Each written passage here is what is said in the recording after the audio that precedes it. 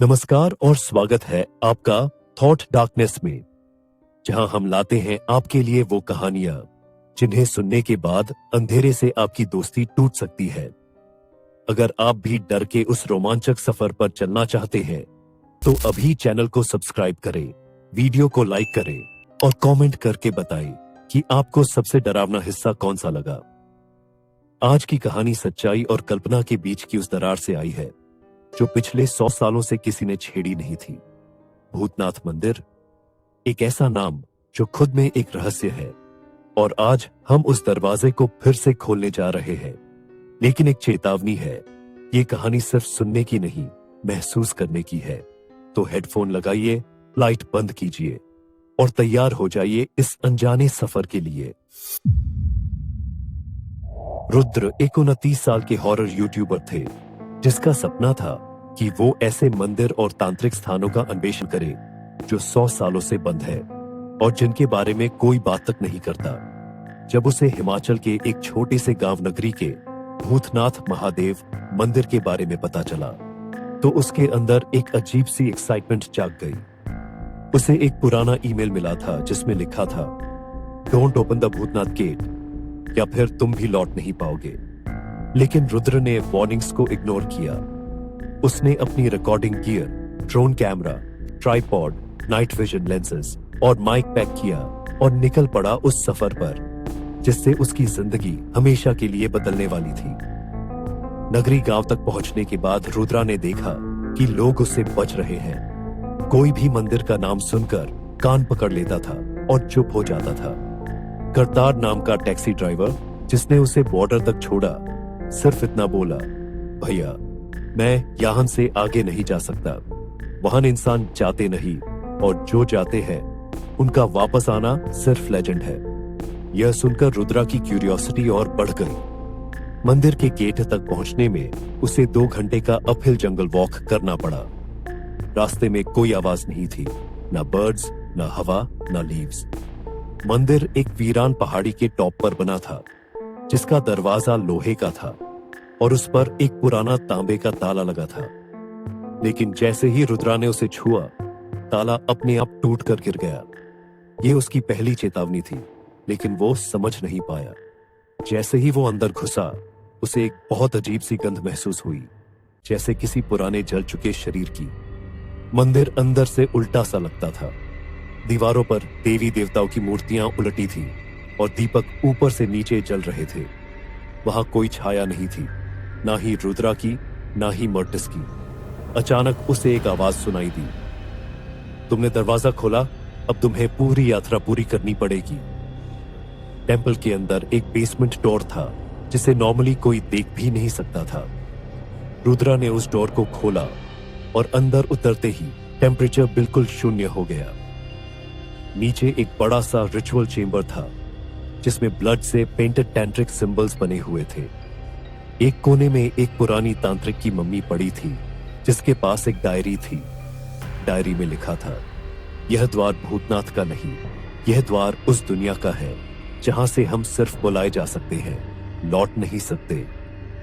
तभी रुद्रा की कैमरा का नाइट विजन एक अजीब एंटिटी को कैप्चर करता है, एक बिना मुंह की परछाई जो धीरे धीरे उसके पास आ रही थी। उसने रिकॉर्ड करना शुरू किया, पर माइक में सिर्फ एक आवाज आती रही, तुम गलती से आए हो, पर अब हम तुमसे गलती नहीं करेंगे। उस रात रुद्रा डिसअपीयर हो गया। सिर्फ उसका एक कैमरा मिला जिसमें उसकी आखिरी फुटेज थी। वो खुद को मिरर सरफेस के नीचे गिरते दिखा रहा था, जहां हर चीज उलटी थी, जैसे कोई ऑल्टरनेट डिमेंशन हो। उसके हाथ में डायरी थी और आंखों से खून बह रहा था। उसके शब्द थे, अगर कोई यह फुटेज देख रहा है तो भूतनाथ मंदिर का दरवाजा दोबारा मत खोलना। इस फुटेज के लीक होने के बाद कई यूट्यूबर्स ने उस सर्च करना शुरू किया, लेकिन कोई भी एग्जैक्ट लोकेशन नहीं ढूंढ पाया। लोग कहते हैं मंदिर हर 50 साल में अपनी जगह बदल लेता है क्योंकि वो जमीन पर नहीं, किसी और दायरे में है। 1924 की एक अमावस्या की रात थी जब 4 प्रसिद्ध तांत्रिक, महाशय रुद्रपाल, तेजस्वी भैरव, साध्वी चारुलता और एक गुप्त तांत्रिक जिसे केवल श्याम नेत्र कहा जाता था, भूतनाथ मंदिर पहुंचे थे। यह साधना एक विशेष संयोग पर आधारित थी, जब पृथ्वी, चंद्रमा और राहु एक सीध में आते हैं और महाभयंकर ग्रहण लगता है। उनका उद्देश्य था एक प्राचीन देवी को जगाना, जिसे शास्त्रों में अधोदृष्टि कहा जाता है, पिशाचिनी कहा गया है।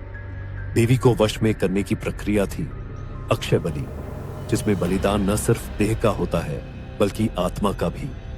साधना शुरू हुई और जैसे ही अंतिम मंत्र पूरा हुआ, आकाश से बिजली गिरी और मंदिर की जमीन फट गई।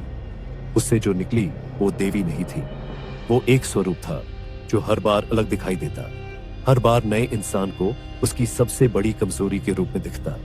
शमनित्रा सबसे पहले गायब हुआ, फिर एक एक करके बाकी तांत्रिकों ने खुद को या तो जिंदा जला लिया या फिर दीवारों में समा गए।